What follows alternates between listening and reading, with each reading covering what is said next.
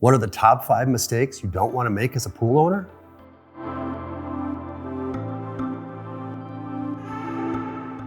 Hey there and welcome back to The Pool Nerd. I'm Justin, your resident pool aficionado.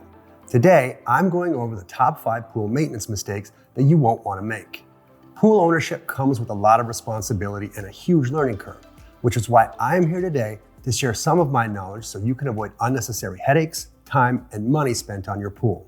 I know I could have used a video like this back in the days when I was a new pool owner, so let's get into them. Number 5, adding water to your chemicals. Now don't misunderstand me here. Your pool needs chemicals, but how they get in there is what matters. To make sure pool chemicals are evenly distributed around your pool for maximum effectiveness, you typically dissolve the pool chemicals in a bucket of water and then pour that around the pool. The mistake that's super easy to make here is to put in pool chemicals and then fill up the bucket. This may not seem like a big deal, but it's a safety risk, especially with chlorine tablets, as you're more likely to splash the highly concentrated chemical water onto yourself and even create gas. So rather than adding water to your chemicals, fill your bucket up some and then add the chemicals so you don't risk any splashes of harmful gases. And don't forget to wait a few hours before jumping in that pool. It's not good to be swimming in uncirculated chemicals right after you dump them in. Number 4, not running your pool pump enough. Keeping your water circulated is essential to maintaining an easy to clean and healthy pool. When I was a brand new pool owner, I simply ran my standard pump the bare minimum of 8 hours, just so I could save a little money. But then I was dealing with debris and algae issues, as my water wasn't as circulated as it should have been. I would recommend running your pump for around 24 hours a day, as it will make your pool exponentially healthier by keeping your water circulated. However, on standard pool pumps, your electricity bill can add up quickly, burning hundreds of dollars per month. The solution? Get a variable speed pump. Recently, I made the switch to the variable speed LeafPump. My old standard pool pump was just too inefficient, which led to a high electricity bill.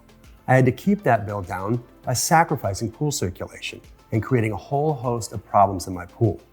The LeafPump, on the other hand, is super efficient. In fact, it uses around 90% less energy, which means I now can run my pump all day and still have lower electricity bills. In fact, I'm saving over $100 per month. If you would like to learn more about the LeafPump, go check out my review. But until you make that switch, remember to run your pump as long as you can to maintain high water quality. Number 3, investing in the wrong automatic pool cleaner. The world of automatic pool cleaners is confusing and can be intimidating at first glance. Do you go with a pressure side cleaner, a suction side cleaner, a simple vacuum, and what about robotic pool cleaners? If you've seen any of my other videos, you know that I only recommend getting a robotic pool cleaner, as it is the only type of robotic pool cleaner that can actually clean all of your pool. Some of the other mistakes on the list will just cause you headaches, but this one can cost you a lot of money too.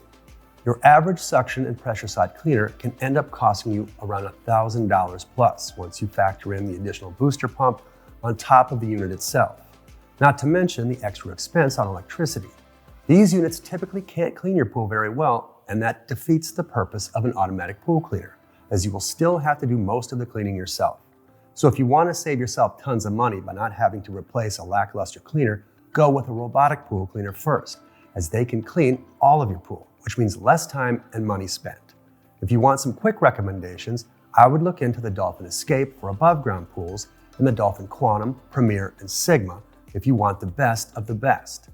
I have a video dedicated to my top 5 robotic pool cleaners, as well as a whole bunch of reviews, so go check those out if you would like to learn more. Number 2, using too many chemicals. There is always the temptation to simply add more chemicals to your pool to improve water quality. However, this is rarely the answer. We've all tried to pour in chemicals to kill algae or clear up your water, but I strongly advise you do not do that.